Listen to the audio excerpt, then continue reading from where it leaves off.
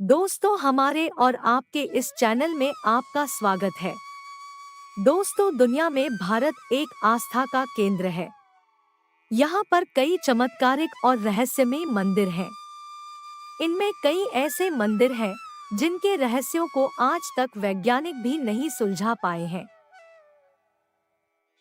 ऐसा ही एक भगवान श्री कृष्ण का मंदिर है जो दक्षिण भारतीय राज्य केरल के थिरुवरप्पू में स्थित है। माना जाता है कि यह प्रसिद्ध मंदिर करीब 1500 साल पुराना है। दोस्तों, आइए जानते हैं इस मंदिर के रहस्यों के बारे में। इस भगवान श्री कृष्ण के मंदिर से कई किंवदंतियां जुड़ी हुई है। बताया जाता है कि वनवास के दौरान पांडव भगवान श्री कृष्ण की मूर्ति की पूजा करते और उन्हें भोग लगाते थे।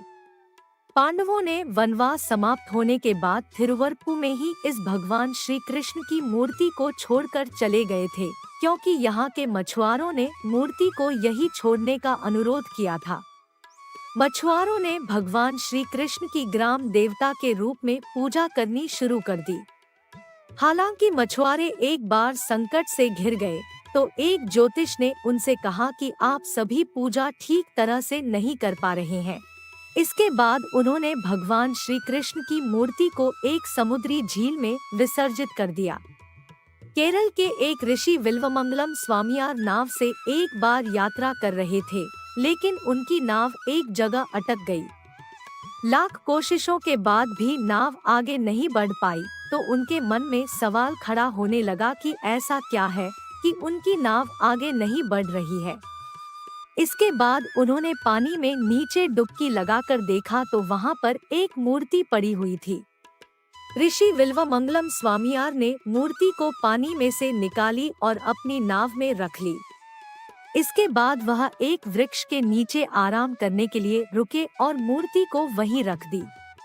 जब वह जाने लगे तो मूर्ति को उठाने की कोशिश की, लेकिन वह वहीं पर चिपक गई।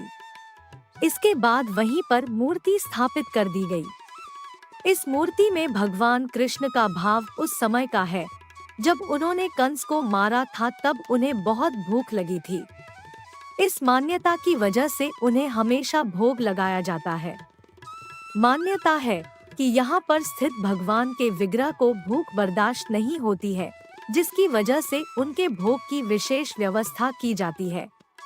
भगवान को दिन में 10 बार भोग लगाया जाता है। अगर भोग नहीं लगाया जाता है तो उनका शरीर सूख जाता है। यह भी मान्यता है कि प्लेट में से थोड़ा थोड़ा करके चढ़ाया गया प्रसाद गायब हो जाता है। यह प्रसाद भगवान श्री कृष्ण खुद ही खाते हैं। पहले इस मंदिर को आम मंदिरों की तरह ही ग्रहण काल में बंद कर दिया जाता था, लेकिन एक बार जो हुआ उसे देखकर सभी लोग हैरान रह गए। ग्रहण खत्म होते होते उनकी मूर्ति सूख गई थी। कमर की पट्टी भी खिसककर नीचे चली गई थी। इस बात की जानकारी आदि शंकराचार्य को हुई तो वह खुद इस स्थिति को देखने और समझने के लिए वहां पहुंचे। सच्चाई जानकर वह भी आश्चर्यचकित हो गए।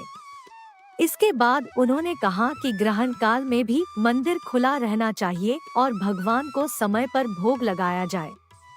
आदि शंकराचार्य के आदेश के मुताबिक यह मंदिर 24 घंटे में सिर्फ 2 मिनट के लिए ही बंद किया जाता है।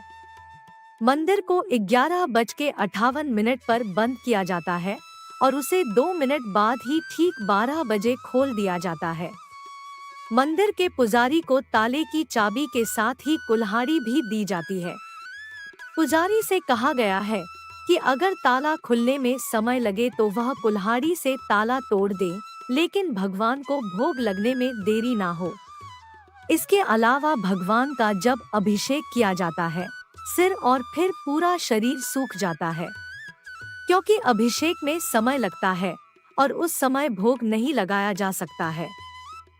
इस घटना को देखकर लोगों को अचरज होता है।